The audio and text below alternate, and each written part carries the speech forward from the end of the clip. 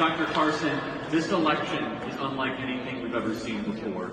It is the first time since the 1892 election where we have two independent presidential terms to compare and contrast.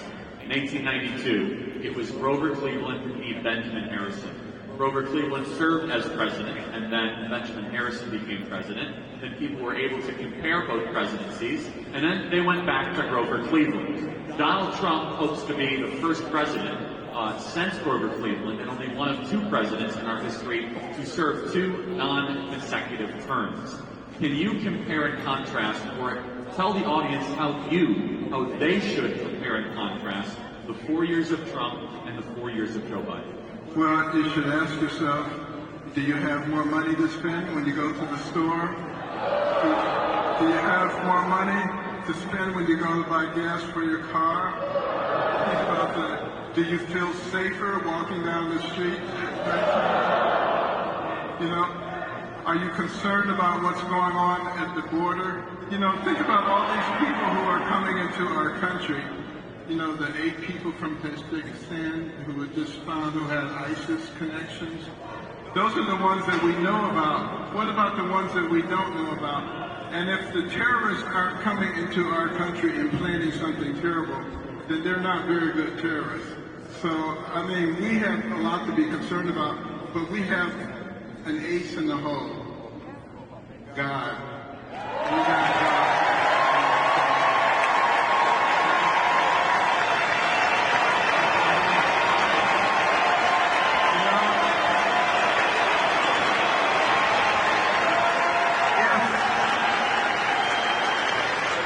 If he was willing to spare Sodom and Gomorrah for the sake of 10 people, we got this.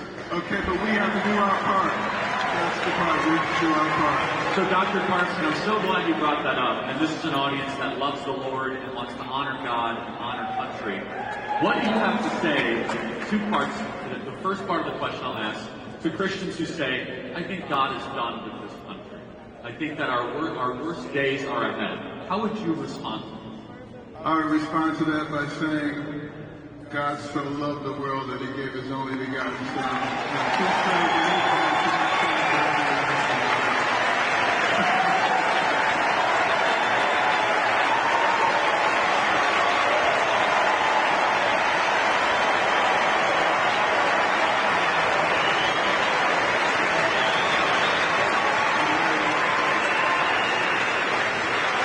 And second, please, Dr. Carson. So just really quick, here in Michigan, our data analysis at Turning Point Action shows us that there are hundreds of thousands and close to maybe even 500 to 750,000 Christians that don't vote and or they passively vote. Even worse than that, there are Christians that say, I don't know if I can vote for Donald Trump. How would you respond to both those Christians who don't vote or Christians that are uneasy about Donald Trump? I would say the reason that we have the freedom that we have now and the ability to live in peace is because there were people before us who were willing to stand up for what they believed in. Many of them, not just to vote, they gave their lives so that we could have freedom and peace in our country. And I would ask them the question, what are you willing to do for your children? Because what we do today will have a dramatic impact on the kind of life that they will have. The debts that they have to pay, the people that they have to deal with, the principles that they will value or not value, depending on how we present them. We got to remember, this is the United States of America. This is America. We have the can-do spirit, not the what can you do for me spirit. That's what made us into a great nation. But we have to play our part.